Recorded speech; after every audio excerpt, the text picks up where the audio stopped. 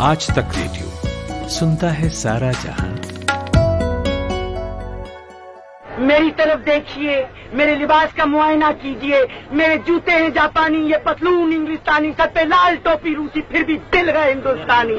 समझे ना भाई लोग, अपने पास एक ही चीज 16 आने स्वदेशी है, और वो है मेरा हिंदुस्तानी दिल।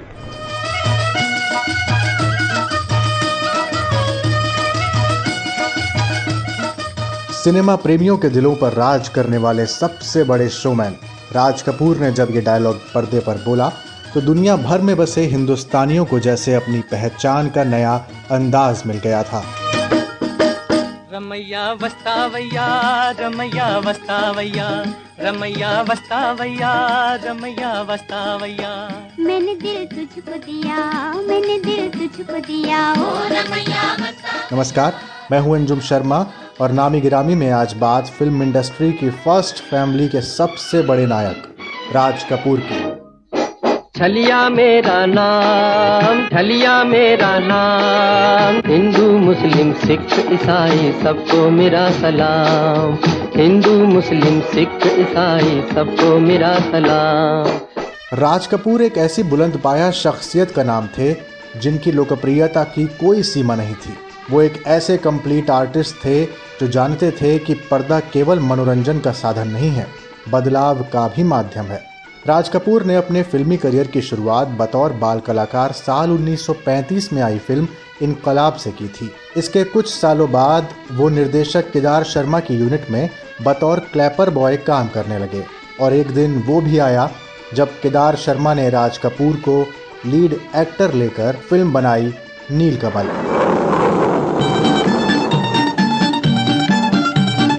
राज कपूर को जैसे इसी ब्रेक का इंतजार था। इसके बाद राज कपूर सिनेमा का नया अध्याय लिखते चले गए। बरसात, आवारा, श्री 420, जागते रहो, चोरी चोरी, ये सूची राज कपूर के कद के साथ बढ़ती चली गई। प्यार हुआ इकरार हुआ है, प्यार से फिर क्यों डरता है दिल, प्यार हुआ इकरार हुआ है, प्यार से फिर क्यों डरता है दिल, कहता है दिल रास्ता मुश्किल, मालूम नहीं है कहाँ मंजिल। राज कपूर ने जब अपने फिल्मी सफर की शुरुआत की वो आज़ाद भारत का शैशव काल था, यानी तब भारत ने आज़ादी की सांस ली ही थी। लोगों को सरकार से उम्मीदें थीं और राज कपूर उन उम्मीदों को सिनेमा पर आवाज़ दे रहे थे। यही मेरी बदकिस्मती है देवी जी कि मैं अनपढ़ नहीं। अगर ऐसा होता तो कम से कम टोकरी ढो सकता था, स्टेशन पर हमाली कर सकता था, मगर क्या करूं, मैं ग्रेजुएट हूं, BA पास।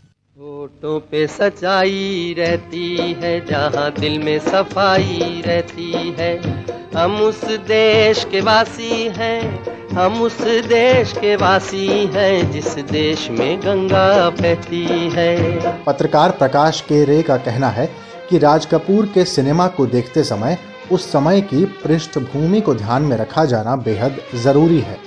वह दौर नेहरूवियन दौर है और एक उम्मीदों से भरा दौर है। नया देश बन रहा है, नई आकांक्षाएं हैं और उस नए देश के पीछे स्वतंत्रता आंदोलन से निकली हुई दृष्टि है, जहां पे कमज़ोर के लिए और बराबरी का ख्वाब है, लोकतंत्र है। और चूंकि आम आदमी और गांव से निकले हुए हाशिए के लोगों की बात है, इसलिए उसमें समाजवाद का भी पूट है और राज कपूर ने इसको बाकायदा सोशल सिनेमा के ग्रामर में रहते हुए साधा। दूसरी चीज़ है कि अब चूंकि वो आम आदमी के किरदार को परोसना है जो सीधा साधा भोला भाला है, तो उन्होंने अपने लिए एक मानक कहीं ना कहीं चार्ली चैपलिन के किरदार से लिया और उसको बहुत ही एक अनूठे ढंग से उन्होंने निभाया।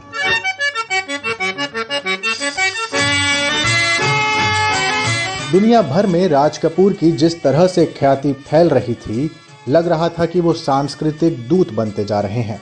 इसका अंदाज़ा इस बात से लगाया जा सकता है कि जब भारत के प्रधानमंत्री जवाहरलाल नेहरू रूस की यात्रा पर गए, तब वहाँ के प्रधानमंत्री ने आवारा हूँ गीत गाकर उन्हें चौंका दिया था। यहाँ तक कि चीन के नेता माओ त्से-तुंग ने सार्वजनिक तौर पर कहा था कि आवारा उनकी सर्वाधिक पसंदीदा फिल्म थी। आवारा हूँ या गर्दिश में हूँ, आसमान का तारा हूँ, आवारा हूँ। फिल्म समीक्षक कोमल नाहटा कहते हैं कि राज कपूर पर्दे की विराटता को बखूबी जानते थे और उन्हें असल जीवन में भी शोमैनशिप बहुत पसंद थी। एक्चुअली राज कपूर साहब फिल्में भी ऐसी ही बनाते थे और रियल लाइफ भी वो शोमैन थे।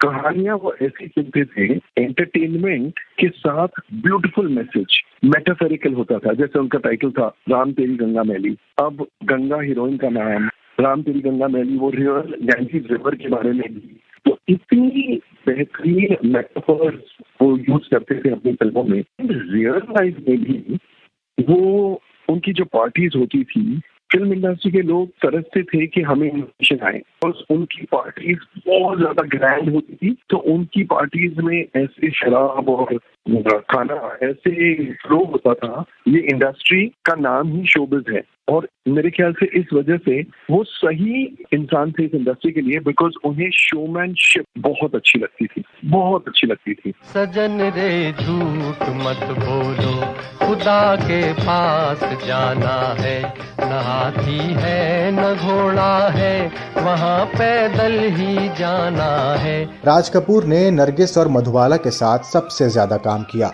इसी तरह बरसात फिल्म के साथ आए संगीतकार शंकर जयकिशन, गीतकार हसरत जयपुरी और शैलेंद्र के साथ भी राज कपूर ने लंबे समय तक काम किया। वे शब्दों के आसान होने के पक्षधर थे। वो कहते थे कि जो लिखा जाए, जो गाया जाए, वो जनता की भाषा में होना चाहिए। इसी कारण जब इस टीम के साथ उन्होंने काम किया तो लोगों ने उन्हें बहुत पसंद किया। फिल्म बरसात के संगीत ने रिकॉर्ड तोड़ लोकप्रियता हासिल की। मुकेश और लता मंगेशकर के गाए गाने मिश्री की तरह लोगों की जबान पर घुलने लगे थे। बरसात में हमसे मिले तुम सजन, तुमसे मिले हम बरसात में। बरसात में हमसे मिले तुम सजन, तुमसे मिले हम बरसात में। राज कपूर की एक खास बात थी कि वो नए लोगों पर भरोसा करते थे। पत्रकार प्रकाश के रे इसके पीछे का कारण राज कपूर की सोशल ग्रामर की समझ बताते हैं। वो प्रयोग करने से कभी नहीं डरे और नए लोगों के साथ काम करने से वो कभी नहीं डरे। इसका बड़ा उदाहरण है जब मेरा नाम जोकर में उन्हें कामयाबी नहीं मिलती है और जब वो निर्देशक निर्माता के रूप में जब बॉबी फिल्म बनाते हैं तो अपनी पूरी पुरानी टीम को बदल देते हैं और उसमें सिर्फ ख्वाजा अहमद अब्बास हैं जिन्होंने बॉबी फिल्म को लिखा था।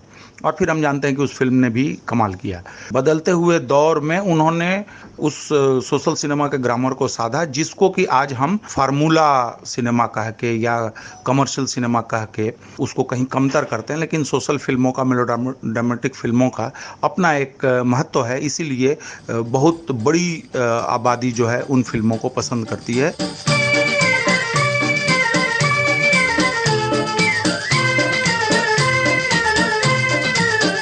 राज कपूर के व्यक्तित्व के कई पहलू रहे। निर्देशक, निर्माता, अभिनेता, सफलता, असफलता तक की नामालूम ऐसी कितनी कहानियां हैं जो राज कपूर से जुड़ी हैं और फिल्मी दुनिया के गलियारों में सुनी और सुनाई जाती हैं। मेरा जूता है जापानी, ये पतलून इंग्लिस्तानी, सर पे लाल टोपी रूसी, फिर भी दिल है हिंदुस्तानी। मेरा जूता है जापानी। आज भी जब कोई अच्छी फिल्म असफल होती है तो उदाहरण दिया जाता है कि क्या पता ये फिल्म मेरा नाम जोकर की तरह असफल होते हुए भी सफलता की एक मिसाल कायम कर दे। राज कपूर अगर असफल भी हुए तो उसकी चर्चा ने उनकी लोकप्रियता को कम नहीं होने दिया बल्कि बढ़ाया ही।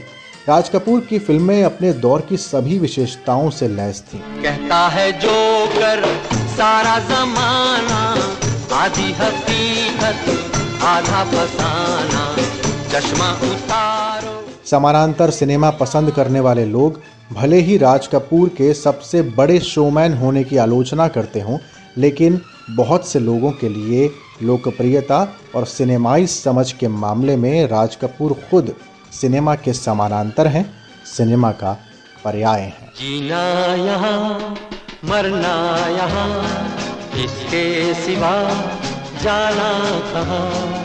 जी चाहे जब हमको आवाज दो, हम हैं वहीं, हमसे जहां।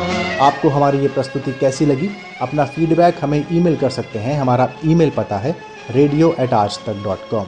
अगली प्रस्तुति के साथ फिर हाजिर होंगे। तब तक के लिए मुझे यानी अंजुम शर्मा और मेरे साथी तिलक को दीजिए इजाजत। नमस्कार। धन्यवाद, बहुत बहुत धन्यवाद, मेहरबानी, शुक्रिया, थैंक यू। जोकर का तमाशा खत्म नहीं हुआ, जोकर का तमाशा खत्म नहीं हुआ। जाइएगा नहीं, मेरा तमाशा खत्म नहीं हुआ। जाइएगा नहीं, जाइएगा नहीं।